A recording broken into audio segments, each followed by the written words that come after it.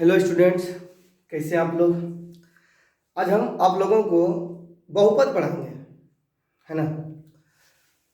और हम लोगों का ये जो बिहार मैट्रिक बोर्ड में जो फाइनल एग्जाम मतलब कि होते हैं, तो एग्जाम में ये बहुपद चैप्टर से डिफिनिट है, यानी एकदम निश्चित है कि 9 से 10 नंबर पूछा जाता है। 100 नंबर का पेपर होता है जिसमें कि बहुपद अकेले 10 नंबर का सहयोगी है ना।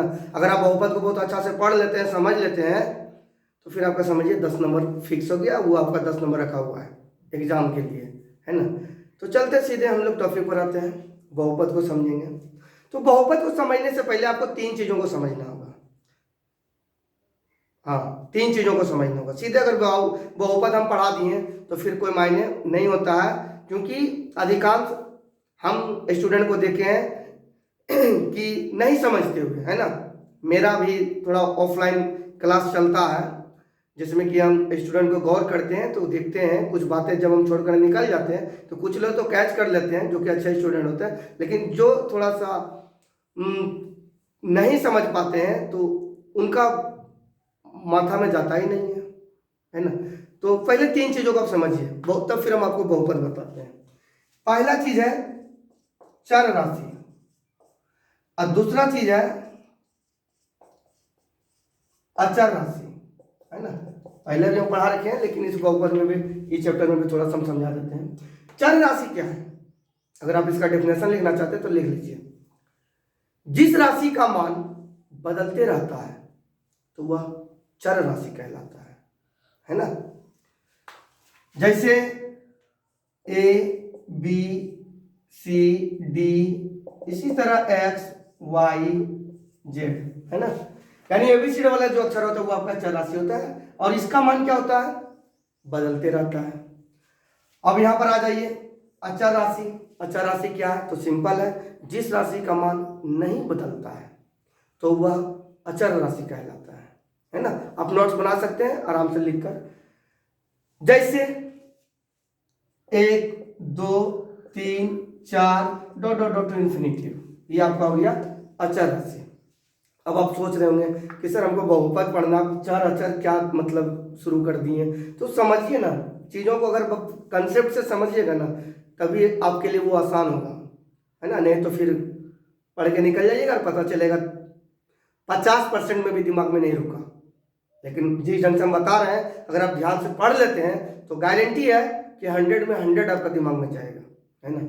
तो चर राशि समझ लिए, एक्स वाई जेड टाइप का कुछ लेटर, और अचर राशि तो जानते ही हैं 1 2 3 4 होता है। अब देखिए आपको समझना होगा व्यंजक। क्या समझना होगा, व्यंजक। व्यंजक क्या होता है ना। हम लोग बचपन से पढ़ते आ रहे होते हैं, और आप लोग 8 9 में भी देखे होंगे कि क्वेश्चन में लिख देता निम्नलिखित व्यंजकों को सरल करें। तो व्यंजक को, आखिर आपसे कोई सवाल पूछते कि व्यंजक क्या होता है, तो आप क्या जवाब दीजिएगा बताइए। तो सिंपल सा आप एक जवाब दे सकते हैं कि व्यंजक एक कथन होता है जिसे गणितीय निरूपण में, है ना, 4 संक्रियाओं के द्वारा, गुना भागा जोड़ घटा के द्वारा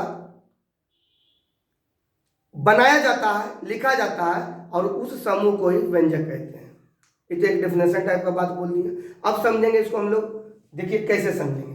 व्यंजक होता क्या है, व्यंजक एक कथन होता है। जैसे हम आपको बोले कि एक्स और वाई को जोड़िए, है ना, हम आपको बोल दिए एक्स और वाई को जोड़िए, तो बच्चे हम क्या बोले, एक कथन के रूप में बोले, एक स्टेटमेंट दिए, एक कथन दिए कि एक्स और वाई को जोड़ना है, आप सुन लिए। तो आप चले गणित में, अब गणित में इस कथन को हम लोग कैसे लिखेंगे, तो एक्स जोड़ वाई, तो ये जो समूह बना ना, ये व्यंजक कहलाता है ना। हम आपको बोले 5x 2y को जोड़िए, तो 5x और 2y को जोड़ना है, तो ये जो समूह बना ना, ये आपका व्यंजक कहलाता है। तो व्यंजक का डेफिनेशन बड़ा सिंपल है ना। समझ गए होंगे कि चर और अचर का जोड़ घटा गुना भागा किसी भी एक के साथ या सब के साथ मिलकर जो लिखाता है, तो उसका जो समूह बनता है वही व्यंजक कहलाता है। तो व्यंजक समझ गए। व्यंजक में कभी कोई व्यंजक बोलेगा तो उसमें कितना चीज रह सकता है, 3 तरह का चीज, या तो चर, या तो अचर, और प्लस माइनस गुना भागम से कोई एक चिन्ह या तो सब चिन्ह तो रहना फिक्स है, तभी वो व्यंजक होगा। है ना। तो तीन चीज आपका दिमाग में चलेगा, चर, अचर और प्लस माइनस गुना भागा। व्यंजक आप समझ गए होंगे, व्यंजक मतलब क्या होता है। तो अगर आप व्यंजक समझ गए हैं तो फिर हम आपको समझाते हैं कि बहुपद क्या है। देखिए बहुपद में हम लोग चलेंगे तो आप यहाँ पर हम डेफिनेशन आपको समझाते हैं ध्यान से। वैसा व्यंजक, आप जैसे बोले हम आपको वैसा व्यंजक, तब का दिमाग काम कर गया होगा। अच्छा उसमें चर अचर यानी गिनती वाला नंबर और एबीसीडी वाला नंबर सब प्लस माइनस गुना भागा के साथ कुछ न कुछ लिखा होगा, एक समूह होगा, वही व्यंजक होता है ना। ये चीज अब दिमाग में मतलब प्रकट होना चाहिए, तो ये चीज दिमाग में समझिए। तो अब डेफिनेशन समझा रहे हैं, वैसा व्यंजक जिसमें चर राशि अंश के रूप में रहे और इस राशि का घात में पूर्ण संख्या रहे, तो वह व्यंजक बहुपद कहलाता है। यह डेफिनेशन यहाँ पर लिखा हुआ है, हम आपको लिखने के लिए, नोट्स बनाने के लिए यहाँ पर लिख रखे हैं, है ना। अब देखिए इसको हम आपको कैसे समझाते हैं, एग्जाम्पल के द्वारा। एग्जाम्पल के द्वारा हम यहाँ पर ले लिए x² प्लस 5। तो ये बताइए, ये प्लस के साथ आ गया तो एक व्यंजक आ गया, है ना। अब हमको समझना है ये बहुपद है कि नहीं है।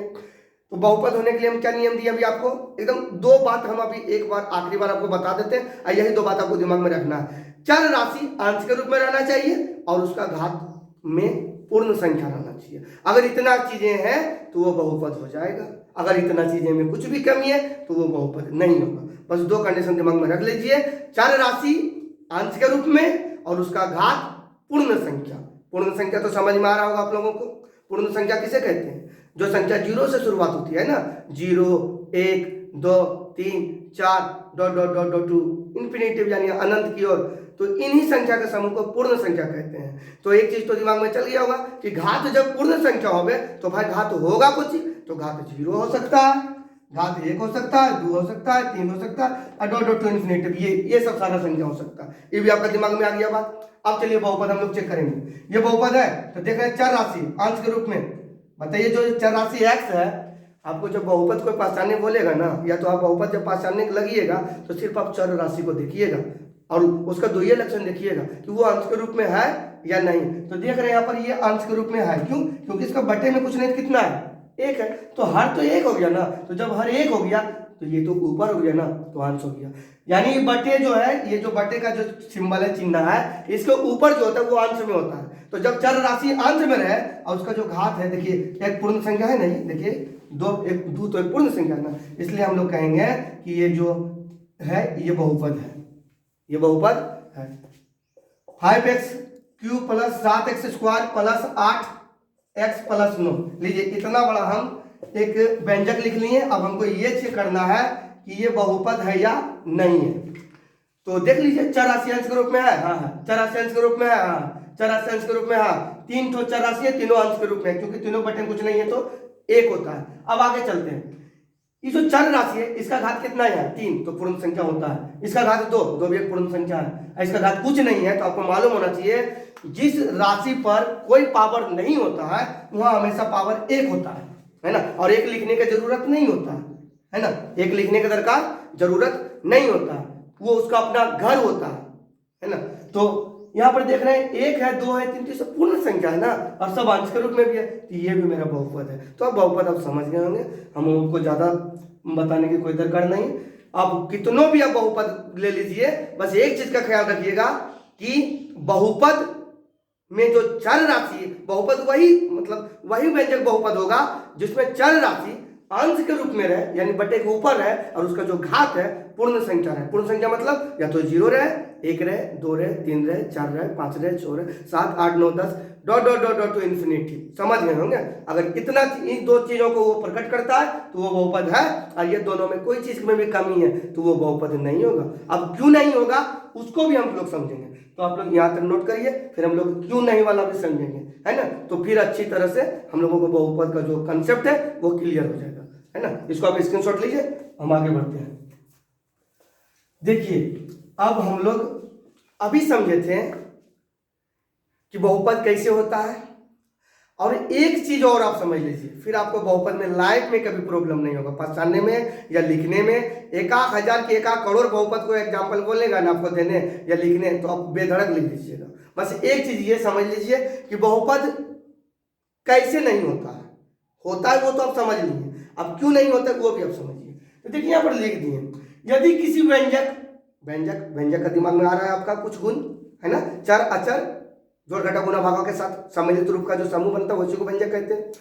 तो यदि किसी व्यंजक का घात, अब समझ रहे होंगे, यदि किसी व्यंजक का घात यानी चर राशि पर जो घात होता है, घात है ना, चर राशि का घात, चर राशि का घात अगर भिन्न संख्या हो जाए या ऋणात्मक पूर्णांक हो जाए, ऋणात्मक पूर्णांक मतलब जैसे कि -4, -3, -2, -10, -8, कुछ भी ऋणात्मक पूर्णांक, और भिन्न संख्या का मतलब जैसे 2/4, 2/5, 2/8, 3/8, यानी कुछ भी रहे, बस बटे में 0 नहीं आना चाहिए और 1 नहीं आना चाहिए, है ना, बटे में 0 और 1 नहीं आना चाहिए। जैसे 8/0 ये भिन्न संख्या नहीं है, 7/1 ये भी भिन्न संख्या नहीं है, तो ये चीज नहीं होना चाहिए। इस बटे में 0 और 1 के छोड़ के कुछ भी आ जाए, हर का मान 0 और 1 छोड़कर कुछ भी आ जाए तो वो भिन्न संख्या हो जाता है ना। जैसे 6/9 तो ये भिन्न संख्या, क्यों? क्योंकि हर में जो ये 9 है यहाँ पर ना तो 0 है ना तो 1 है, अगर ये दोनों आ जाएगा तो फिर क्या हो जाएगा, ये भिन्न संख्या नहीं होगा। तो अगर भिन्न संख्या ऋणात्मक पूर्णांक या अपरिमेय संख्या होता है, कहां पर, घात में, तो फिर वो व्यंजक जो होगा ना वो देखिए लिख दिए, बहुपद नहीं होगा, बहुपद नहीं होगा। क्यों नहीं होगा, इसको हम लोग एग्जाम्पल लेके समझेंगे, है ना, एग्जाम्पल से समझेंगे। तो देखिए यहाँ पर हम आपको एग्जाम्पल समझा रहे हैं, 5x² प्लस √x प्लस 10, ये बताइए। यहाँ पर एक हम व्यंजक लिख दिए हैं, है ना, व्यंजक लिखने में तो कोई किंतु लेकिन परंतु नहीं होना चाहिए, बस प्लस माइनस का यूज करके चराचर को मिलाकर आप लिख दीजिए, घात जो देना है डाल दीजिए, जो भी देना है वो व्यंजक ही बनेगा। तो व्यंजक लिख दिए, हम इसको बोल रहे हैं ये बहुपद है या नहीं, तो इसको पहचानते हैं। यहाँ पर जो चर राशि है वो तो अंश के रूप में है, बहुत अच्छा। यहाँ भी जो चर राशि है ये भी अंश के रूप में है, क्यों? क्योंकि इसका भी बटे में कुछ नहीं तो कितना है, इसका भी बटे में कुछ नहीं है तो कितना है, यानी हर जब एक एक है तो अंश ना हुआ, नीचे हर जब मौजूद है तो ऊपर अंश ही न रहेगा। तो एक चीज याद रखिएगा कि जब अकेले में से कोई चीज रहे ना वो अंश में, 5 कौन रूप में, हर के अंश, तो ये अंश के रूप में, क्यों? तो इसका बटे में कुछ नहीं तो है ना, तो याद रखिएगा अंश को ऐसे लिखा जाता है। तो ये तो अंश के रूप में है, लेकिन यहाँ पर जो घात है चर राशि का कितना है, 2, तो ये तो पूर्ण संख्या है। लेकिन यहाँ पर जो चर राशि है इसका घात कितना है, तो अगर आपको रूट में कहीं रहे तो आप रूट तोड़िएगा, रूट तोड़ने जानते हैं, उसका एक कंसेप्ट है, पढ़े होंगे आप लोग कि अगर ये रूट अंडर x है और हमको रूट को हटाना, रूट को हटाना है, तो आपको मालूम होना चाहिए कि रूट का जो ये जो जगह होता है ना, ये वाला है ना, ये जो जगह होता है इसको बेस बोला जाता है, और रूट का बेस में जब कुछ नहीं लिखा होता है तो वहां पर 2 हमेशा 2 रहता है। तो जब इस रूट को हम लोग तोड़ेंगे ना तो ये x पर पावर जानते कितना आ जाएगा, 1/2 आ जाएगा, हाँ 1/2, क्यों? क्योंकि बेस में 2 था इसलिए 1/2। अगर बेस में यहाँ 3 लिखा हुआ रहता तो x पर पावर आ जाता कितना, 1/3 आ जाता। तो देखिए रूट तोड़ते हैं तो पावर कितना आता है, 1/3, यानी बेस में जो भी रहता है वो 1 का बटे में आकर पावर बन जाता है, इतना दिमाग में रख लीजिए। तो आप ही सोचिए यहाँ √x है और √x को हम रूट को तोड़ेंगे तो x पर पावर कितना आ जाएगा, 1/3। तो देखिए यहाँ पर जो है ना वास्तविकता में कुछ ऐसा हो रहा है, x पर पावर यहाँ पर 2 था ना, यहाँ 2 आएगा, तो यहाँ 1/2 और प्लस 10। अब आप ही बताइए, अभी तो आप तुरंत आप सीखें कि चर राशि अंश के रूप में रहे और घात पूर्ण संख्या रहे। तो देखिए चर राशि अंश के रूप में है, घात यहाँ भी घात, यहाँ तो घात पूर्ण संख्या है, लेकिन क्या ये घात आपका पूर्ण संख्या है, ये तो 1/2 हो गया, ये तो भिन्न संख्या हो गया, 1/2 तो भिन्न संख्या हो गया ना, तो इसलिए मेरा ये जो पहले वाला था ये बहुपद नहीं है और ये भी बहुपद नहीं है। इसी का रूप हम इसको थोड़ा सा सरल करके लिखे तो आप समझ गए होंगे। आगे समझते हैं 5x² - 3 प्लस 2x² प्लस 10। यहाँ पर तो अब सिंपल सी बात है, अभी क्या बोले कि चर राशि अंश के रूप में रहे तो अंश के रूप में है, घात बोले भिन्न संख्या नहीं रहना चाहिए, ऋणात्मक पूर्णांक नहीं रहना चाहिए, अयन के ऋणात्मक पूर्णांक आ गया, इसलिए ये भी मेरा बहुपद नहीं है ना, समझ रहे होंगे। आगे देखिए 5x² प्लस 7/x प्लस 8, ये जो एक हम लिखे व्यंजक, यहाँ पर देखते ये बहुपद है या नहीं, तो यहाँ पे ध्यान से समझिए, चर राशि यहाँ देखिए अंश के रूप में है और घात भी मेरा पूर्ण संख्या, बहुत अच्छा। लेकिन यहाँ देखिए 84 अंश के रूप में है। देखिए अंश के रूप में 7 है और जो x है ना जो 84 वो हर बन गया है ना। ये जो 7 है ये है अंश और यहाँ पर x क्या दिख रहा है, हर के रूप में दिख रहा है, हर के रूप में है ना, x हर के रूप में, तो इसलिए ये मेरा बहुपद नहीं है ना, ये से मेरा बहुपद नहीं है। तो आप लोग इतना अच्छे तरीकों से आप समझ गए होंगे कि बहुपद कब नहीं होता है और कब होता है। अगर इन चीजों को आप बहुत अच्छा से समझ लिए हैं तो बहुत अच्छी की बात है। फिर हम लोग अभी अगला टॉपिक स्टार्ट करेंगे जिसको कि है ना, इसको आप नोट करिए और हम अभी आपको बताएंगे बहुपद का मानक रूप। क्या बताएंगे, बहुपद का मानक रूप। तो इसको आप पहले नोट करिए है ना, फिर आगे बढ़ेंगे। देखिए अब हम लोग समझेंगे बहुपद का मानक रूप है ना। बहुपद का मानक रूप क्या है, बहुत सिंपल सी बात है। अभी आप लोग समझ गए बहुपद होता क्या है। तो बहुपद का अगर मानक रूप आपसे कोई पूछे ना तो आप बस देखिएगा बहुपद का घात, घात जानते हैं ना, बहुपद का घात हम लोग किससे पता करते हैं, चर राशि से। तो जैसे आपको यहाँ पर देखिए सीधा सीधी, अगर बहुपद का जो भी चर राशि है, जो भी उसका घात है, अगर उसका दो रूप में रहेगा तब वो बहुपद का मानक रूप होगा। अब वो दो रूप कौन सा, तो वो दो रूप बस ये समझिए कि बहुपद का घात अगर अवरोही क्रम में रहे, अवरोही मतलब घटते क्रम में, या तो बहुपद का घात आरोही क्रम में रहे मतलब बढ़ते क्रम। तो देखिए यहाँ पर हम लिख दिए हैं तो वो बहुपद का मानक रूप हो जाएगा। देखिए ये बहुपद का अवरोही क्रम मतलब घटते क्रम और आरोही क्रम यानी बढ़ते क्रम। अब कैसे देखिए यहाँ पर लिख दें x cube plus 2x square plus x plus 10। यहाँ पर एक व्यंजक लिख दिए, व्यंजक लिख दिए ना, 84 सब अंश के रूप में, सबका घात पूर्ण संख्या है, यानी ये बहुपद है। ये क्या है, बहुपद। हम आपको बोल दिए कि ये बहुपद है, बताइए मानक रूप में है। तो आप यहाँ पर देखिए घात देखिएगा ध्यान से, घात है ना, ये अवरोही या अवरोही है ना, आरोही या तो अवरोही क्रम में है या नहीं है। तो देखिए आगे में घात कितना है, 3 है, यहाँ पर घात कितना है, 2 है। तो देखिए घटा ना, फिर अपनी घात कुछ नहीं, कितना है, 1। तो देखिए तो घटते जा रहा, पहले 3 था, फिर 2 था, फिर 1 आ गया। तो ये तो घात के अनुसार घटते क्रम में आ गया। तो जब ये घटते क्रम में आ गया तो ये आपका मानक रूप में है। आप समझ रहे होंगे। अगर आपको यहाँ लिख दें 5x square plus 7x4 plus 9x पर पावर 8 प्लस 10x पर पावर 12 प्लस 18 है ना, कुछ भी हम एक बहुपद ले लिए, इतना बड़ा एक बहुपद ले लिए। अब यहाँ का घात के अनुसार देखिए कि घात को किस ढंग से सजाया गया है। यहाँ पर घात कितना है, 2, यहाँ पर घात कितना है, 4, तो ये तो बढ़ गया ना। फिर घात कितना है, 8, तो फिर तो बढ़ गया। फिर 8 से बड़ा घात कौन हो गया, 12। तो यहाँ पर देख रहे हैं कि घात बढ़ते क्रम में है ना, बढ़ते क्रम मतलब आरोही क्रम में है, इसलिए ये भी मेरा मानक रूप में होगा। अब मानक रूप में पहचानना सीख गए। अब मानक रूप में कौन नहीं होगा तो वो भी समझ लीजिए। अगर हम आपको दे दें 5x square plus 7x cube plus 4x power 5 plus x पर पावर 4 प्लस x पर पावर 5, तो ये देखिए यहाँ पर ध्यान से देखिए, यहाँ पावर 2 था, यहाँ पावर 3 है, यहाँ पावर 5 है, तो ठीक जा रहा था बढ़ते क्रम में। लेकिन देखिए फिर आ गया पावर 4, तो ये 5 तो जो था तो आखिरी घट गया ना, तो ये ना तो बढ़ते क्रम में है ना तो घटते क्रम में है, इसलिए ये मेरा बहुपद जो है मानक रूप में नहीं होगा। तो अब आपको मानक रूप बहुत अच्छा से समझ में आ गया होगा। फिर हम लोग इसका अगला टॉपिक भी आपको बताएंगे कि बहुपद का एक चीज और यहाँ पर आपको समझना होगा। चलिए हम समझा ही देते हैं। आपसे एक सवाल पूछा जाता है ना बहुपद चैप्टर में कि बहुपद का घात क्या होता है, तो वो चीज आप एकदम ध्यान से समझ लीजिए। बहुपद का घात पूछेगा, चलिए ये एक बहुपद है, अभी यहाँ पर आपसे घात पूछेगा कि घात क्या है ना। अब देखिए घात तो यहाँ ढेर है, 3 है, 2 है, यहाँ कुछ नहीं तो 1 है। लेकिन अगर किसी बहुपद का घात पूछे तो बस उस बहुपद का आप सबसे बड़ा वाला घात बोल दीजिएगा, वही उसका आंसर हो जाता है। अगर इस बहुपद का घात हमसे पूछेगा तो क्या बोलेंगे हम लोग, सबसे बड़ा घात कौन है बताइए, 3 है ना, इसलिए इसका आंसर हो गया 3। यानी घात कितना हो गया, घात आपका हो गया 3 हो गया। समझ गए होंगे है ना। इस बहुपद का घात पूछेगा, इस बहुपद का कि घात कितना है, घात, तो बस अब देख लीजिए कि बहुपद का सबसे बड़ा घात कौन सा है इस बहुपद में। यहाँ 2 है, 4 है, यहाँ घात 8 है, यहाँ घात 12 है, तो हमको लग रहा है सबसे बड़ा घात 12 है, इसलिए पूरा बहुपद का, ये पूरा बहुपद का घात क्या हो जाएगा, 12 हो जाएगा है ना। घात पहचानने सीख रहे हैं, अगर घात पहचानने सीख रहे हैं तो बहुत अच्छी की बात है, क्योंकि इसी के बेसिस पर हम लोग आगे बहुपद को बांटेंगे है ना अगला टॉपिक में। अभी तुरंत तो आप पहले घात पहचानना सीख लीजिए।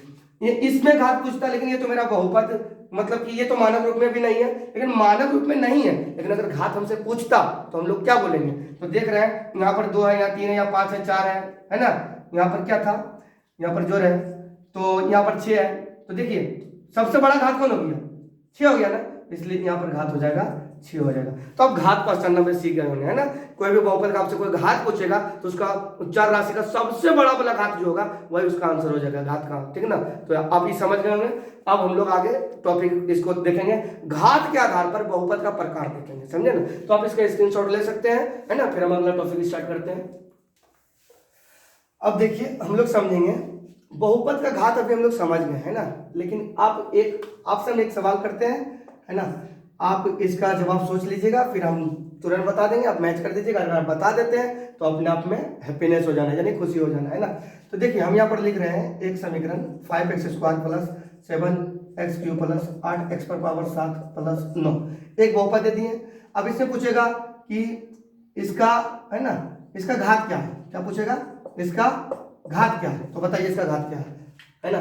तो सबसे बड़ा घात देखेंगे, सबसे बड़ा घात कौन होगा, 2 3 7, 3 वो तो घात ही है, 3 घात में सबसे बड़ा घात 7 है, इसलिए ये पूरा बहुपद का घात आंसर हो गया 7, ये आपका आंसर हो गया। तो आप घात पहचानने सीख गए। तो चलते हैं घात के आधार पर बहुपद का प्रकार देखेंगे। तो सबसे पहला प्रकार है शून्य पर बहुपद, शून्य बहुपद। ऐसे घात के हिसाब से हम लोग देखेंगे ना, तो सबसे पहला जो होता है वो होता है एक घाती या तो रैखिक बहुपद। अब डेफिनेशन उतना लंबा हम नहीं लिखेंगे, हम बोल देते हैं, आप लिख लीजिए, है ना। एक घाती या रैखिक बहुपद, एक घाती या रैखिक बहुपद क्या होता है। तो देखिए जिस बहुपद का घात 1 होता है तो वह एक घाती बहुपद या रैखिक बहुपद कहलाता है। समझ गए। हम घात इसलिए पहले आपको समझा दिए, घात पहचाने आप सीख गए। कोई भी बहुपद का घात कोई बोलेगा आप समझ गए कि घात क्या होता है, यानी जो सबसे बड़ा घात होगा वही उस बहुपद का घात कहलाएगा, है ना। तो आप चलिए हम इसको एग्जांपल से समझेंगे। एक क्वेश्चन में क्या था, एक घाती या रैखिक बहुपद। एक घाती यानी जिसका घात 1 है, तो बताइए इसको अगर हम यहाँ पर लिख दें x + 5, तो बताइए ये क्या, ये तो एक घाती बहुपद है। क्यों, क्योंकि यहाँ पर चौरासी का घात कुछ नहीं, कितना है 1। तो जिस बहुपद का घात 1 होता है वो बहुपद रैखिक बहुपद कहलाता है। तो आपको और भी इस ढंग से लिखने बोलेगा, ये हो जाएगा 9x बोलेगा, ये भी एक बहुपद हो जाता है। तो ये भी इसका घात 1 है, यहाँ भी घात 1 है, यहाँ भी घात 1 है। इसलिए ये सब जो भी एग्जाम्पल है ना, ये सब किस बहुपद का एग्जाम्पल हो गया, रैखिक बहुपद, है ना। आपसे अगर कोई रैखिक बहुपद पूछे तो सिंपल जवाब दे देना है। क्या जवाब दे देना है कि जिस बहुपद का घात 1 होता है वह रैखिक बहुपद कहलाता है। और ये सब अब आगे आ जाते हैं द्विघाती बहुपद। द्विघाती बहुपद, द्विघाती बहुपद क्या है। देखिए द्विघाती बहुपद को अगर आप समझेंगे तो सिंपल है, जिसका घात 1 है तो रैखिक बहुपद, यह एक घाती बहुपद। अब जिसका घात, जिस बहुपद का घात 2 होता है तो वह द्विघाती बहुपद कहलाता है। सिंपल था ना। यानी अगर आपको द्विघाती बहुपद पहचानने बोलेगा तो आप बहुपद का घात दिमाग में कितना मतलब ढूंढिएगा, 2, कि किस किस बहुपद का घात 2 रहेगा वो सब द्विघाती बहुपद हो जाएगा। तो देखिए इसका एग्जांपल देते हैं हम आपको, 5x² प्लस 7x प्लस 8। बताइए यहाँ पर एक एग्जांपल लिया ना, ये एक बहुपद हो गया, अरे बहुपद है ना, 4 और 4 84 अंश के रूप में है। और देखिए घात एक पूर्ण संख्या, यहाँ 2 है, यहाँ कुछ नहीं 1 है, तो ये तो बहुपद है। लेकिन ये कैसा बहुपद है, तो द्विघाती बहुपद है। क्यों, क्योंकि इसका घात देखिए कितना है, इसका घात ना देखिएगा, इसका घात देखिए 2 है। क्यों, क्योंकि सबसे बड़ा घात जो है ना वो 2 है। दूसरा, अगर इसका दूसरा एग्जांपल हम आपको दे तो 8x² प्लस 9। अब यहाँ पर देख लीजिए कि ये जो बहुपद लिखे इसमें x का नहीं है तो नहीं है, तो नहीं है, लेकिन इसका इस बहुपद का घात कितना है, तो घात तो सबसे बड़ा 2 यार, यही है, तो इसका घात हो गया 2, तो इसलिए ये भी मेरा द्विघाती बहुपद हो गया। तो द्विघाती बहुपद समझ गए होंगे। अगला बहुपद होता है एक त्रिघाती बहुपद। क्या होता है, त्रिघाती बहुपद। आपको पूछेगा कि कौन त्रिघाती बहुपद है, तो बस आपका टारगेट क्या होगा कि जिस बहुपद का घात 3 होगा, है ना, जिस बहुपद का घात 3 होगा तो वह त्रिघाती बहुपद कहलाता है। जैसे यहाँ पर हम दे दें 5x² प्लस 7x³ प्लस 8। यहाँ पर देखिए बहुपद लिख लिए ना, लेकिन इसका घात कितना है, घात देखिए अगर इसका घात कितना है तो यहाँ घात 2 है, यहाँ घात 3 है, तो सबसे बड़ा घात ना उसका घात होता है, तो सबसे बड़ा 3 है इसलिए 3 है। तो जब इसका घात 3 है इसलिए मेरा एक त्रिघाती बहुपद है। तो आप त्रिघाती बहुपद समझ गए, आप कितना एग्जाम्पल दें, है ना। तो त्रिघाती बहुपद में क्या होता है, जिसका घात 3 रहे, यानी सबसे बड़ा घात जो होगा वो 3 होगा तो त्रिघाती। अगर किसी बहुपद का सबसे बड़ा घात 2 होगा तो द्विघाती, और जब 1 होगा तो वो एक घाती या रेखी, दो नाम होता है इसका। तो ये आप घात के आधार पर बहुपद का प्रकार को समझें। अभी हम आपको एक दो और बहुपद समझाएंगे, एक शून्य बहुपद और एक अचर बहुपद, है ना। अब दोनों का कंसेप्ट बड़ा सुंदर है, ऑब्जेक्टिव उस पर बहुत ज्यादा बनता है, और थोड़ा सा फंसाने ढंग का कुछ लॉजिक उसमें है, वो चीज हम आपको अभी क्लियर करेंगे। पहले आप इसका स्क्रीनशॉट लीजिए, फिर हमको उसको बताते हैं, है ना। चलिए अब हम लोग समझेंगे शून्य बहुपद। क्या समझेंगे, शून्य बहुपद। शून्य बहुपद क्या होता है, अगर इसका डेफिनेशन आप लिखना चाहते हैं तो लिखिए, जिस बहुपद का सभी गुणांक शून्य होता है तो वह शून्य बहुपद कहलाता है। अब थोड़ा सा आपको लग रहा होगा सर गुणांक क्या होता है, तो देखिए हम आपको बता देते हैं। जैसे कि 5x² + 7x + 8 ये एक बहुपद है ना। तो ये दोनों ना चर राशि है, लेकिन ये चर राशि के साथ गुणा में क्या है, यहाँ पर 5 है ना, तो गुणांक 5 हो गया, यहाँ गुणांक 7 हो गया। अभी जो अचर राशि है ना ये भी गुणांक में आता है। तो आप समझ गए होंगे कि यहाँ पर क्या डिफिनेशन चला, उस हिसाब से शून्य बहुपद का सभी गुणांक क्या होना चाहिए, 0 होना चाहिए। लीजिए सभी गुणांक क्या होना चाहिए, 0 होना चाहिए। तो ये आपका बन गया शून्य बहुपद।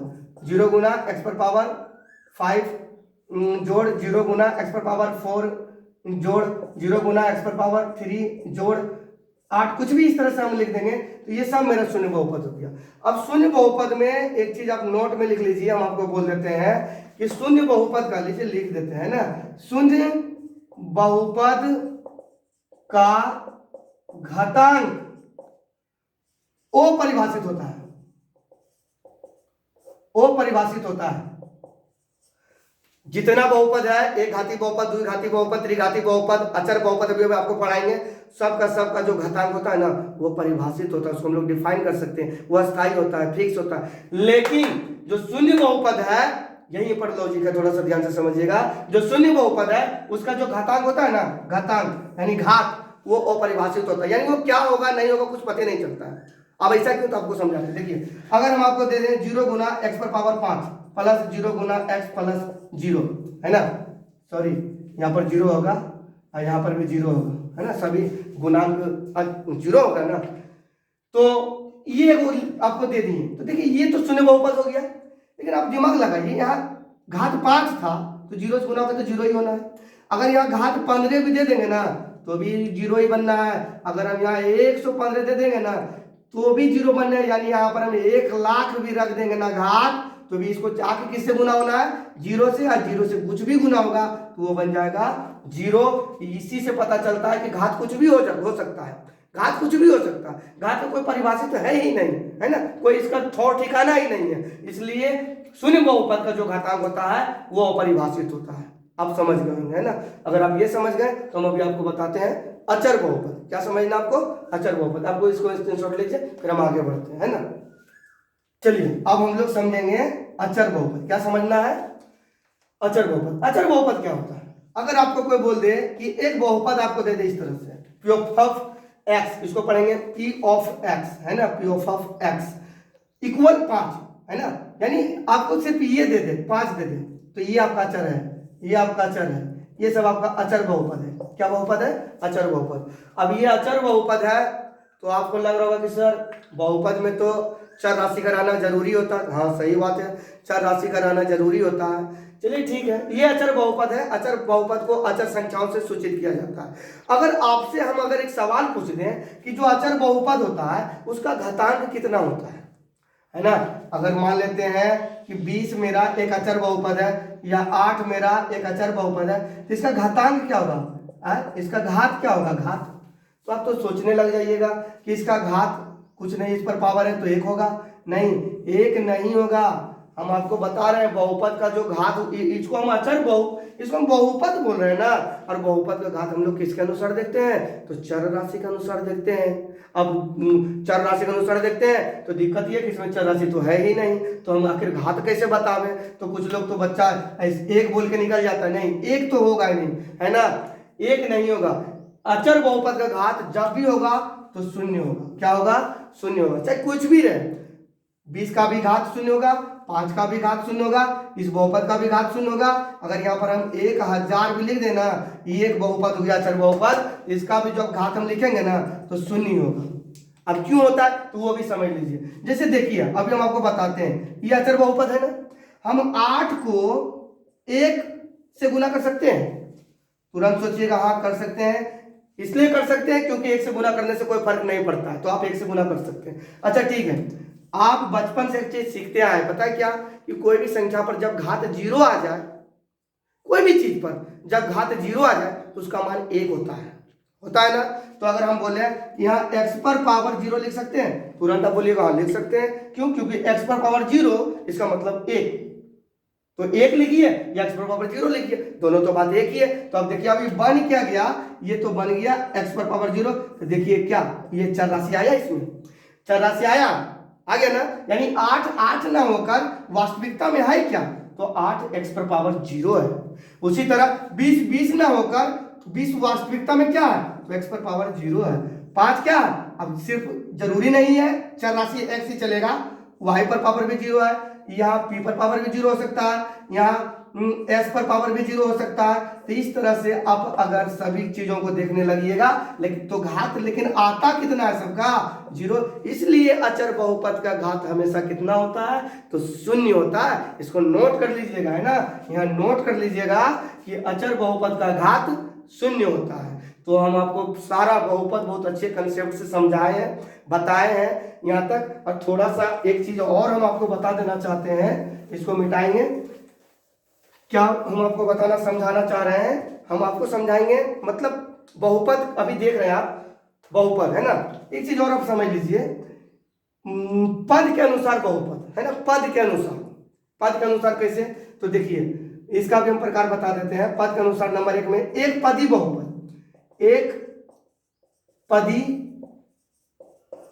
बहुपद, एक पदी बहुपद अगर आपसे कोई पूछेगा क्या होता है तो सिंपल से उसका जवाब दीजिएगा, तो वैसा बहुपद जिसमें एक पद हो, एक पद, है ना। जैसे 5x हो, या तो 2y हो, या तो 3 हो, या तो x हो। तो ये आपका जो भी बहुपद बन रहा है ना, ये आपका जो भी बहुपद बन रहा है, ये क्या बन रहा है? ये आपका एक पदी बहुपद बन गया। दूसरा नंबर में होता है द्विपदी बहुपद, द्विपदी बहुपद, है ना। द्विपदी बहुपद छाटने बोलता है, चुनने बोलेगा, अलग करने बोलेगा। तो इसका भी बड़ा सिंपल जवाब है, क्या? जिस बहुपद में 2 पद रहे तो वह द्विपदी बहुपद कहलाता है। जैसे 5x plus 7, 7x plus y, x plus y, इसमें देखिए कितना बहुपद है? x स्क्वायर प्लस 8, 9, 9y पर पावर 5 प्लस 7x। तो जो भी आप बहुपद देखिएगा इसमें 2 पद है, एक पद दो पद, एक पद दो पद, एक पद दो पद, एक पद दो पद। तो ये सारा का सारा बहुपद आपका द्विपदी बहुपद कहलाता है। क्या कहलाता है? द्विपदी बहुपद। अब इसी तरह त्रिपदी बहुपद भी होता है, जिसमें क्या होगा, आप दिमाग लगा सकते हैं कि जिस बहुपद में 3 पद रहे उसे हम लोग त्रिपदी बहुपद कहते हैं, है ना। त्रिपदी बहुपद कैसे होता है? तो देखिए त्रिपदी बहुपद, त्रिपदी बहुपद कैसे होता है? तो x³ plus 2x square minus 7, देखिए यहाँ एक पद है, दूसरा पद है, तीसरा पद है, तो ये आपका हो गया त्रिपदी बहुपद, है ना। अगर आपको कोई लिख देता है 5 गुना x गुना y, तो देखिए ये आपका एक पद ही हो जाएगा। गुना एक करता है, एक चीज और समझ लीजिए कंसेप्ट, गुना और जो भाग होता है ना, ये एक करता है। और प्लस माइनस जो होता है ना, ये अलग अलग करता है, अलग अलग करता है, यानी ये अलग अलग पद में बनाता है। तो ये प्लस माइनस हो गया ना, इसलिए ये 3 पद हो गया, समझे। अगर वही आपको यहाँ पर 5 गुना x गुना y है, ये तो गुना होकर एक हो जाएगा ना, 5xy, ये तो एक पद हो गया। तो इस तरह से आप दिमाग में रखिएगा, द्विपदी या त्रिपदी के लिए प्लस माइनस होना जरूरी है, और एक पदी में गुना भागा चलेगा तो भी एक पदी ही होगा, है ना। तो ये आपका पूरा कंसेप्ट बहुपद का हम क्लियर कर दिए हैं। अगला वीडियो में हम आपको देखिए प्रश्नावली 2.1 बनाना था, है ना। तो 2.1 तो बड़ा सिंपल क्वेश्चन है, हम आपको 1 मिनट समझा देंगे तो आप टोटल बना लीजिएगा, है ना। तो लेकिन उसको हम 1 मिनट नहीं बनाना है, हम आपको मतलब ये जो द्विघात बहुपद, त्रिघात बहुपद, रैखिक बहुपद, इसका आलेख खींच कर समझाएंगे, समझे। अगर आप आलेख खींच कर जब हम आपको समझाएंगे और आलेख जब आपको दिखा देंगे तो फिर आपके पास जानते हैं क्या हो जाएगा, एक बहुत सुंदर बेहतरीन कंसेप्ट दिमाग में बैठ जाएगा। फिर आपके लिए 2.1 जो चैप्टर है वैसे भी 1 मिनट में बन जाना है, 1 मिनट में बनेगा। 6 से 8 हिसाब जितना भी है वो 1 मिनट में बनने लायक हिसाब है। लेकिन हम तो अभी भी समझा देंगे तो आप बना लीजिएगा, लेकिन वैसे नहीं बनाना है। हम आपको अगला वीडियो में ज्यामितीय निरूपण दिखाएंगे, है ना। अगर आप ज्यामितीय निरूपण को भले बात बहुत अच्छा तरीका से समझ लेते हैं तो फिर आपके लिए चीजें बहुत आसान हो जाता है, एक बहुत सुंदर कंसेप्ट बन जाएगा आपका दिमाग में, है ना। तो वीडियो ज़्यादा लंबा ना हो जाए, फिर हम लोग आप इस वीडियो में यहीं विराम देते हैं। जय हिंद, फिर मिलेंगे, है ना, अगले वीडियो में।